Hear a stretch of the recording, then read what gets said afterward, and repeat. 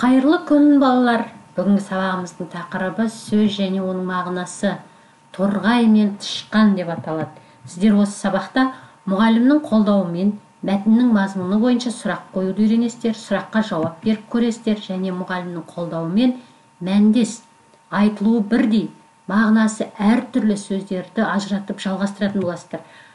Және айтылуы мен жазылуы бірдей сөздерді көшіріп жазып үйренесіздер. Алдымен өлең оқимыз. Қол ұстасып бәріміз, жылылықты сеземіз. Шуақ шашқан күндей боп, күлімсіреп жүреміз. Тамаша. Енді қараңыздар, күннің сәулесіне қараңыздар, сағаттың айналу тілімен оқып көріңіздер. Сөз және оның мағынасы деген сөздер тұрына күннің шапағында, солай ма? Демек, бүгін тағы да сөздің мағынасын ажыратып үйренеміз. Алдымен ертегі тыңдаймыз. Сіздер менімен бірге оқып отырыңыздар. Торғай мен тышқан дос болыпты. Екеуі егін егіпті. Егін өте жақсы шығады. Торғай мен тышқан тең бөле бастайды. Бір бидай артылып қалады. Оны бөле алмайды. Содан екеуі далада қой бағып жүрген бір қойшыға келеді. Қойшы дәнді алып, екеуіне тең бөліп береді. Бұған торғай мен тышқан разы болады. Сөйтіп, өз жөндеріне кетеді. Ертегіні түсіндік па? Ертегі не туралы екен? Өте жақсы. Енді қараңыздар. Торғай мен тышқан не екті? Сұрақтарға жауап беріп көріңіздерші. Не екті? Өте жақсы, дән екті. Олар дәндерді қалай бөлді? Сосын не үшін таласып қалды екеуі? Сол бір артылып қалған дәнді бөлісуге кім көмектесті? Өте жақсы. Енді осы жақсы деген сөзге мағынасы қарама-қарсы сөз айтып көріңіздер. Жақсы деген сөзді қарама-қарсы қалай айтамыз? Өте жақсы. Жақсы деген сөздің мағынасы қарама-қарсы сөзі жаман екен. Тамаша. Енді мына бейне жазбаны кідіріске қойып, ертегіні тағы да бір рет дауыстап оқып алыңыздар. Сосын сергіту жасаңыздар.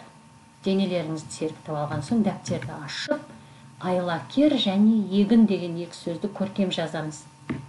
Жазу барысында қолымызға, саусақтарымызға жаттығу жасап отырамыз. Ал енді екінші жаттығу қараңыздар. Адам, жуас, жарық, кісі, момын, алма, дос, ара, жолдас, бұрыш, қой деген сөздер берілген. Бұл сөздерді сіздер мағынасы жоқ сөздермен біріктіріп жазасыздар. Мысалы, адам деген сөзді біз кісі деп басқаша айта аламыз.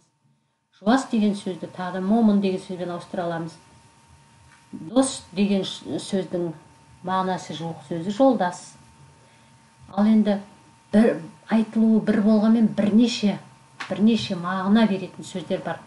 Жарық деген сөз, мысалы, алма, ара, бұрыш, қой деген сөздер бір ғана сөз болғанмен бірнеше мағына бере алады. Оны қазір біз жаттығу орындау барысында дәлелдейміз. Мысалы үшін қараңыздар, алма деген бір ғана сөз. Алма ол жеміс. Енді біз алманы алма десек, екінші мағынасы етістік болып тұр. Алма деп біз бұйрық беріп тұрмыз. Мысалы, жарық. Күннен шыққан сәуле жарық береді.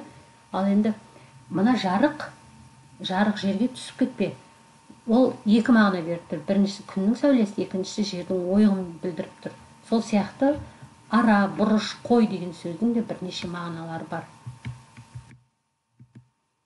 Енді үшінші жаттығу қараңыздар. Өзі айлакер, өзі бір қу, жүрген жері айқайда шу. Ол барлықтарыңыз түлкі деп айтып отырғандарыңызды сезіп отырмын. Буыннан сөз жасаймыз. Ал енді ай деген буыннан қандай сөздер құрастыруға болады? Ай деген буынға қандай буын қоссақ сөз шығады, қараңыздар. Мысалы, айна, айран, қалған буындарды жалғап сіздер тауып көріңіздер. Екінші, та деген буынға тағы да бір буын қоссақ сөз шығады екен. Мысалы, тары, қия. Тағы да қандай буындар қосып сіздер сөз табасыздар. Сол тапқан сөздеріңізді жазып мұғалімдеріңізге жолдасаңыздар болады. Буындардан сөз құрап отырсаңыздар, сіздер кереметсіздер. Бүгінгі сабақта біз мәтіннің мазмұны бойынша сұрақ қойдық, сұрақтарға жауап бердік. Мұғалімнің көмегімен айтылуы бірдей, бірақ мағынасы әртүрлі сөздерді тағы да ажыратып үйрендік. Және айтылуы, жазылуы бірдей сөздерді көшіріп жаздық. Буынға буын қосып сөз құрап жаздық. Сіздерге сабақ берген Гүлзина Жақсылық. Келесі сабақта кездескенше сау болыңыздар.